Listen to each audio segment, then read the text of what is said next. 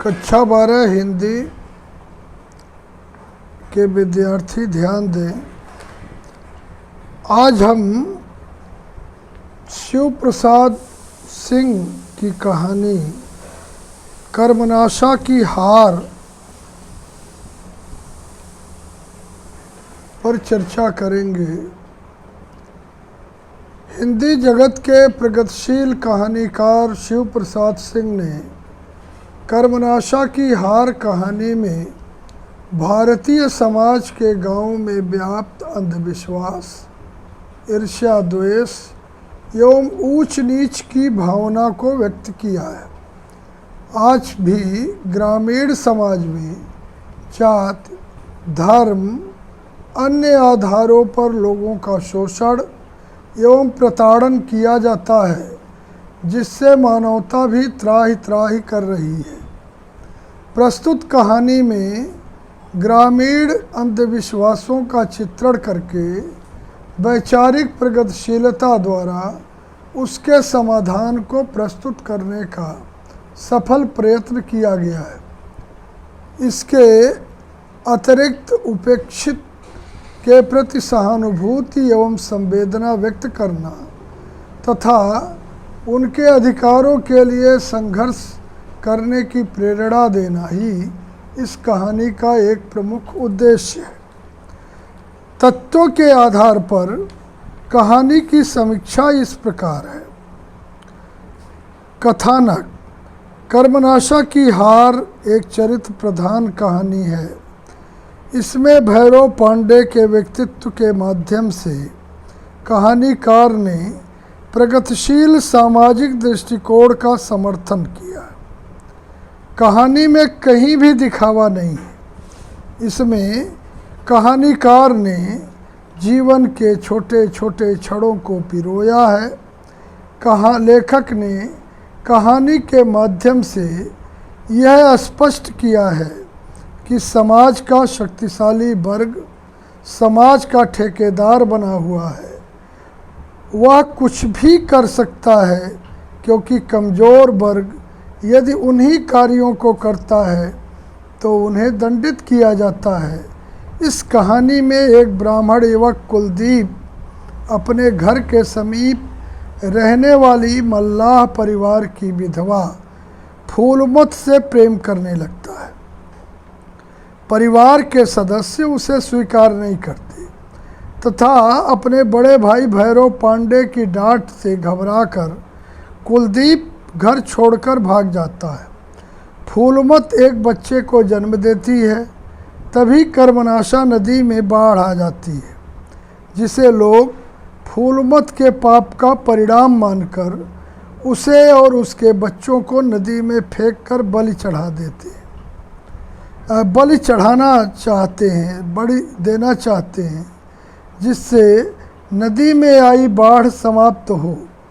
इसका विरोध करते हुए प्रगतिशील भैरव पांडे उसे अपनी कुलवधू के रूप में स्वीकार करके गांव वालों का मुंह बंद कर देते हैं।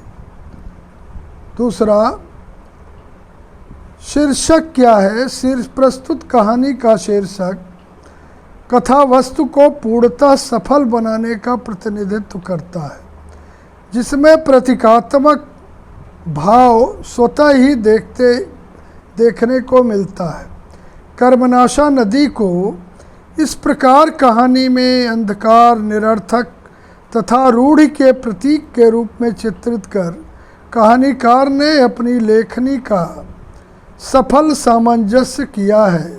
अंत में कर्मनाशा नदी को नर बलि का न मिलना उसकी हार तथा मानवता की विजय को प्रदर्शित करता है।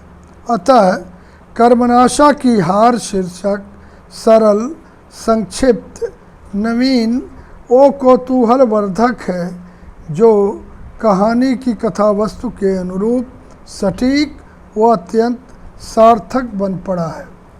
दूसरा, पात्र और चरित्र चित्रण। प्रस्तुत कहानी में प्रमुख पात्र भैरव पांडे है। भैरव पांडे को ही कहानी का नायक भी कहा जा सकता है। इनका चरित्र चित्रण बहुत ही मनोवैज्ञानिक ढंग से हुआ है। प्रारंभ में ये लोकलाज से आतंकित हैं, लेकिन शीघ्र ही उनमें मानवतावादी दृष्टिकोण प्रस्फुटित होता है। ये कायरता छोड़कर उदारता का परिचय देते हैं और मानवता की रक्षा के लिए पूरे समाज से भिड़ जाते हैं।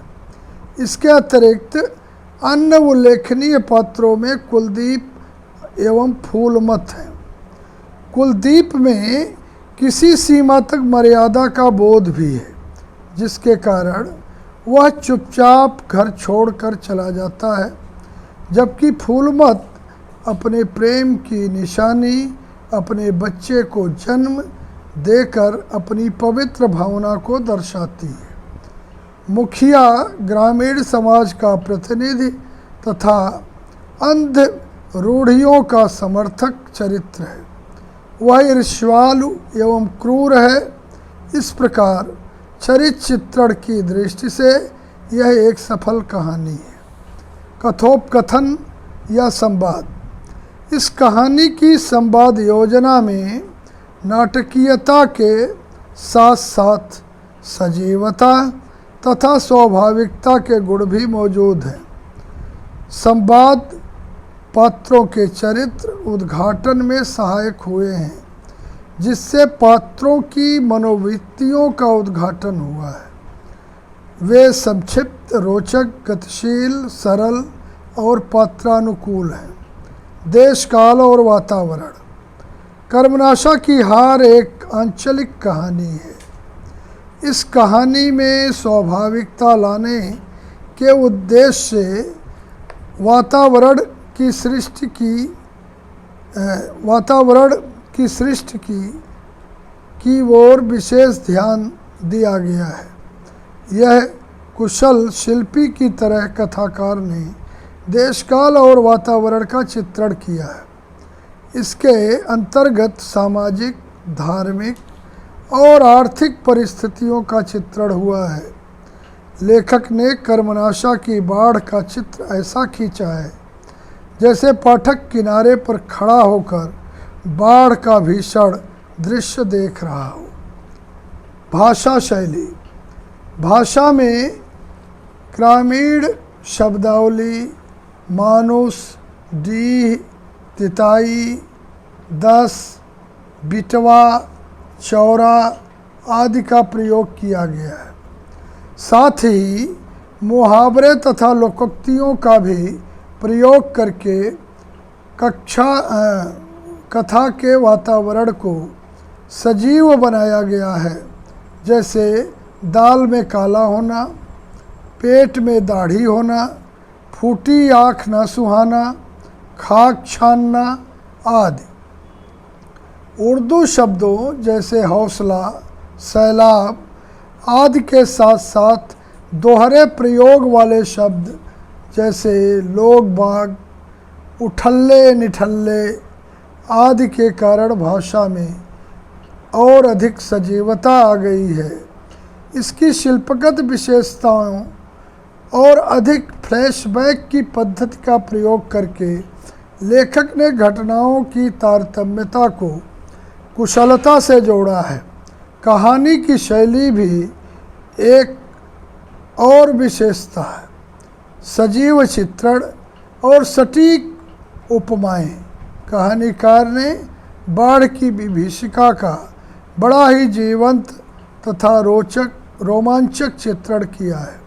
उद्देश्य उपेक्षित के प्रति सहानुभूति एवं संवेदना व्यक्त करना तथा उनके अधिकारों के लिए संघर्ष करने की प्रेरणा देना इस कहानी का एक मुख्य उद्देश्य है।